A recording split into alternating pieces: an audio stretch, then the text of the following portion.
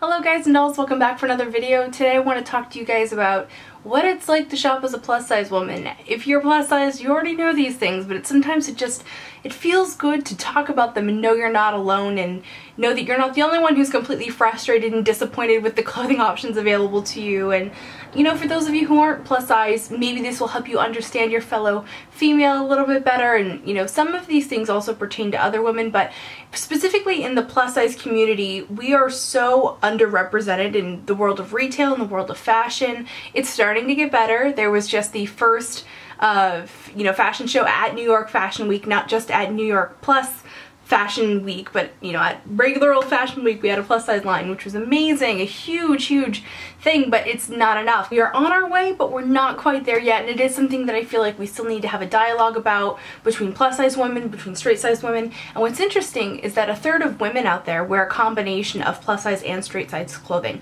So there's a lot of women that are kind of in that in between, and those women are really hard to find clothes for because you know, a lot of the plus size lines are too large, a lot of the straight size lines don't go big enough, and so there's this gap.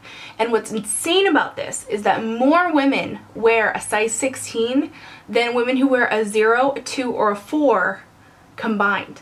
So what that means is there's this huge market of women who are being completely underserviced, not to mention women that are larger than a size 16, completely underserviced. It's an assumption that plus size women are frumpy, or that we don't care about clothes, or that we're waiting to lose weight in order to buy a new wardrobe. This is an absolute fallacy. Let me tell you something.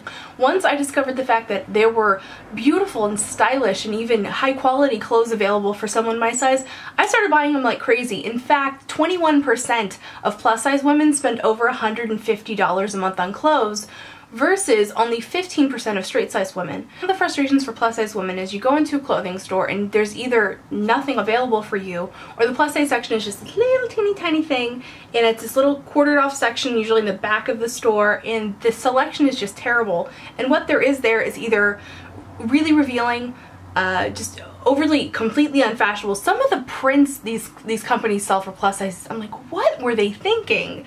Horrible, just like the kind of bad that makes me angry. Like, why are you even trying to sell this to me? So many of the styles are frumpy, they're unstylish, they're made out of terrible fabrics. I mean, it's so frustrating. One option we do have is buying clothing online, but it's almost like gambling, isn't it? It's like you see something and you're like, oh, that's super cute, I'm gonna order it, and sometimes the company doesn't have a lot of information. Now, companies are getting better about this, including things like measurements, the fabric content, even the country of origin sometimes. But it's really helpful when a site has reviews. And some of the sites that I know for sure have reviews, I think Forever 21 does, but if they don't have, I think they have reviews, but if they don't, I know that they have like measurements, which is so helpful. They'll be like, this is the bust, and they'll even give you like the model's information and everything. It's very helpful. On a site like Modcloth, they actually have like customer reviews. So helpful. Sometimes people even include their photos of them in the clothing so you can see how it fits. They'll even say like, this is my bra size and this is my, you know, the size about the clothing. And I've even written reviews on Modcloth like that. I'm completely comfortable. It's an environment that makes you feel safe doing that, you know. And then they also have information on the site about, like, you know, the fabric and the length of the item and things like that just make it so much easier to figure out, like, how is this gonna fit? So it's also kind of creating this almost like community-like element where we're writing reviews, we're talking about things, and we're having these open conversations that we need to have. And it's making things better. I'm very optimistic. I just wish that in-store clothing options were getting better. I feel like in some ways they're getting worse. A lot of people noticed that Target like pulled their entire plus size clothing section out this spring. Apparently they're going to be replacing it. I don't know when that's going to happen. It hasn't happened at any of my Targets yet. I'm still waiting, so what's going on with that? What I do want to say is that when you have good clothing, when you have something that fits on you amazing, you feel amazing in it, you look amazing in it, you feel confident, you feel happy, you project that. Because being beautiful and being fat are two different things. They're not exclusive. Okay? And that's something I really want to drive home to some of you, because so many people, their first compliment to someone is, oh, you look like you've lost weight. It's not you look great. It's you look like you've lost weight, because fat in these people's minds is this thing that stops someone from being attractive. So if they see them looking attractive, they say, She must have lost weight. Isn't that disgusting? Doesn't it just bother you in your soul? That's the most important thing about me, whether I've lost weight or not. Like, seriously, is there not more important things that I could be accomplishing? And not to get all feminist on you, but it's one of those things that holds women back, is fixating on our looks. So anyway, before I get too philosophical, ooh, I'm like making words up. You can tell I've seen Wicked recently with the funny making up of the words. Philosophical. Sure, we're gonna go with that. So one of the reasons why we're even having this conversation today is because Modcloth is celebrating its 1-year anniversary. And this is a really, really big deal. This is a company that saw an opportunity and went for it, and it completely paid off for them. And I really wish more companies would follow in their footsteps.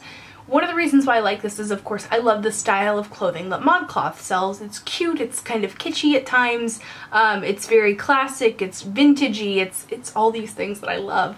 So there's, of course, that. I like the style of clothing that they sell. One of the things that I love about the fact that they expanded their plus size line is that it's a company that didn't create a separate line for the plus sizes. They didn't say, oh, fat girls, you've got to go shop at this other site. We're creating a whole other brand for you. It's kind of condescending. They just said, hey, we're gonna have a plus size section on our site, and you know what we're gonna do? We're gonna promote it. And they started out with 35 designers who made plus size clothing. They now have 160. It's insane. That is amazing that they went out and sought out that business, and they got a return on their, you know, investment, their gamble, if you will. So many other companies are saying, we don't want to sell plus sizes. We've got Abercrombie and Fitch, that whole disaster that happened last year. Companies like Zara that don't want to sell plus sizes. Here's a company that said, all right, if y'all don't want to do it, we'll do it. And they have doubled their plus size business. They found that plus size shoppers spend 20% more than straight size shoppers. They found that a lot of women actually are in between the sizes. They're like, you know, in that little like 14 to 16 size range where like straight size clothes are sometimes too small and plus size lines are much too big. So they are able to service that, you know, that kind of gap there that so many women in the United States fall into. I get to the point of the video, which is that I am having a Modcloth giveaway. Woo! So Modcloth has given me a $100 gift card to give to one of you. There's two things you gotta do to enter this giveaway. The first thing is you gotta be subscribed to my channel, so go ahead and click the subscribe button down there. You also wanna leave a comment in the comment section down below telling me why you like Modcloth. That's simple. You can tell me things you've bought from Modcloth that you liked before, how you feel about the plus size community, wow, what you would buy from Modcloth if you won the giveaway. I would love to hear all of it, and that will be your entry, is a comment containing the word Modcloth that will consider you entered.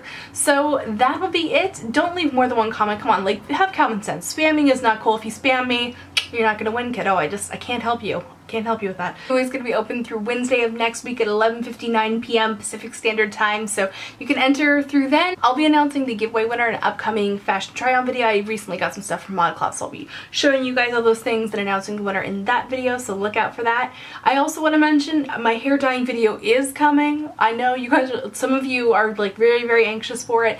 It's coming. I wanted to show you guys like the dyeing process, how it fades a little bit, and then how I maintain the hair color. So it's going to be all together. It just takes a really long time to pull all those things together. So hopefully that'll be coming up soon. I also have some reviews coming up and all that nice neat stuff.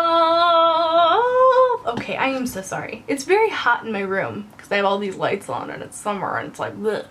Anyway, I'm gonna let you go. Have a fabulous day and I'll see you guys in my next video. Remember to just be yourself. See you, bye.